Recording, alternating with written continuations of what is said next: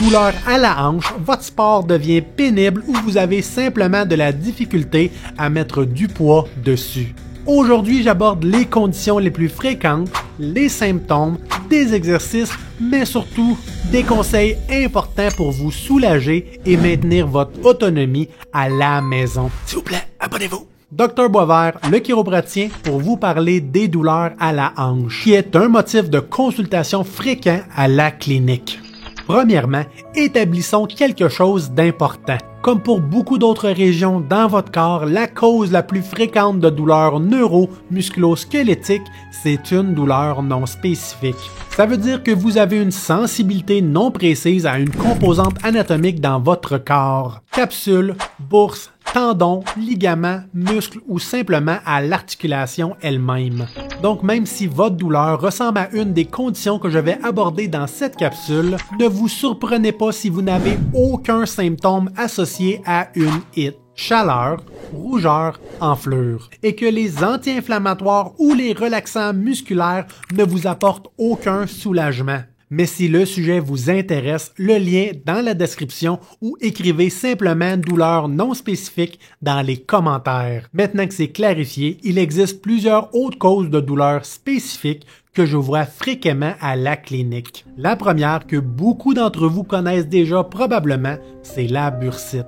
Cependant, avant d'aborder ce sujet, je veux aborder une autre condition qui se manifeste souvent de manière tout aussi inattendue, semblable à la bursite, mais qui va provoquer des symptômes beaucoup plus intenses et surtout plus généralisés. La capsulite réactile est une affection où la capsule articulaire devient sensible et se rétracte. Les symptômes sont comparables à la capsulite de l'épaule. Une condition extrêmement douloureuse et invalidante. Cette douleur associée à une restriction de la mobilité rend les mouvements, qu'ils soient actifs lorsque vous bougez la région ou passifs lorsque le clinicien bouge la région pour vous, extrêmement sensible. En termes d'intensité, c'est probablement l'une des conditions la plus douloureuse et débilitante que je vais aborder. Une version modérément moins sévère mais beaucoup plus fréquente, c'est la bursite. Principalement la bursite trochantérienne qui est l'inflammation de la bourse située dans la partie externe de la hanche, entraînant des douleurs souvent ressenties au niveau du grand trochanter. Une douleur qui s'aggrave en position allongée sur le côté, rendant le sommeil difficile, une gêne lors de certains mouvements de la hanche, comme marcher rapidement ou monter les escaliers, et finalement une raideur temporaire possible, surtout après des longues périodes sédentaires. Cependant, la bursite est souvent confondue par les patients et même cliniquement par une autre condition, la tendinite. Celle-ci correspond à l'inflammation d'un ou plusieurs tendons autour de la hanche, généralement causée par une surcharge statique prolongée, souvent liée à des environnements de travail qui favorisent des petits mouvements répétitifs ou qui exigent de maintenir l'articulation dans une certaine amplitude de mouvement pendant des longues périodes, rendant progressivement plus difficile la mise en charge de la hanche. Un point important à se rappeler avec les trois dernières conditions, c'est qu'elles ne vont pas vraiment survenir à la suite d'un trauma ou une surcharge sportive. Elles vont apparaître graduellement ou soudainement sans aucune raison apparente. Cependant, ce n'est absolument pas le cas de l'entorse. Sachez qu'une entorse peut impliquer des lésions ligamentaires qui sont des tissus qui relient les os dans une articulation et stabilisent celle-ci, ou sinon musculaires qui permettent le mouvement. L'articulation de la hanche étant l'une des plus stables du corps car celle-ci s'insère solidement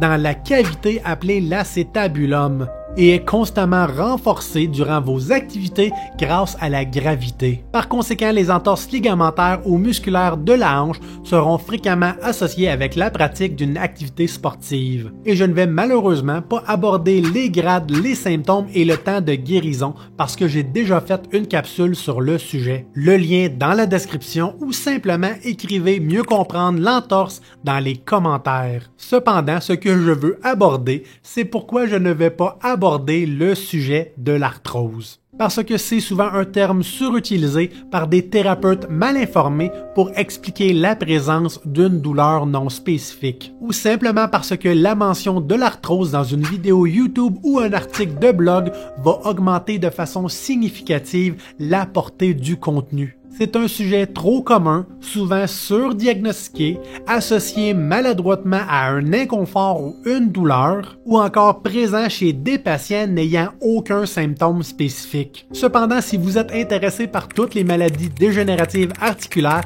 qui peuvent être trouvées par accident chez des patients en pleine santé, le lien va être disponible d'ici la fin de la capsule dans la description vidéo ou simplement écrivez maladie articulaire trouvée par accident dans les commentaires. Avant de partager mes conseils et mes exercices, comprenez qu'il existe d'autres causes spécifiques beaucoup moins fréquentes que je vais aborder dans d'autres capsules, comme l'accrochage acétabulaire, le glissement épiphysaire, les fractures de stress, la synovite transitoire de la hanche ou encore la nécrose acétabulaire. Si l'un de ces sujets vous intéresse, écrivez dans la barre de recherche YouTube le chiropratien et le diagnostic pour trouver la capsule en question.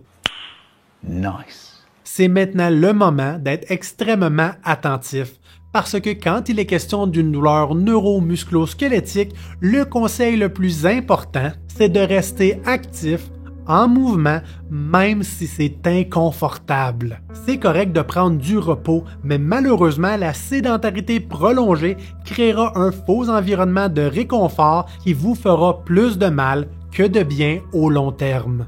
Le facteur le plus déterminant dans le prognostic de ces conditions, soit le temps prévu pour la résolution du problème, c'est de ne surtout pas avoir peur de bouger, de vous entraîner, pensant que ça risque d'aggraver votre condition. C'est un mythe en santé et c'est également le facteur le plus important qui va vous maintenir dans un univers de surprotection et qui aura le potentiel de transformer une douleur qui normalement aurait dû durer quelques semaines en une douleur persistante chronique. Mais juste avant d'aborder les exercices simples à faire à la maison pour améliorer votre sensibilité et maximiser vos chances de vous en sortir plus rapidement, sachez que nous avons une mini-série complète sur la douleur et la douleur chronique. Le lien est dans la description ou écrivez simplement mini-série douleur chronique dans les commentaires.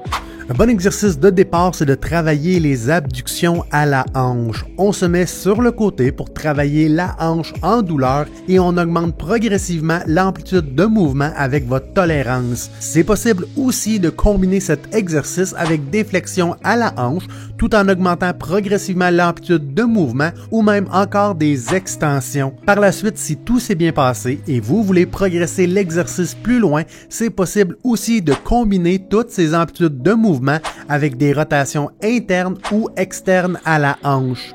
Un autre bon exercice serait de travailler des flexions et des extensions à la hanche. On se met sur le dos, on soulève les fesses, on garde le bassin au niveau et on travaille progressivement les amplitudes de mouvement, de flexion et d'extension. Si vous voulez progresser l'exercice un petit peu plus loin, je vous suggère aussi de le combiner avec des rotations externes ou internes à la hanche. Et ce, toujours en respectant votre tolérance au mouvement. Un troisième bon exercice, ça serait de venir isoler les extensions à la hanche sur le ventre.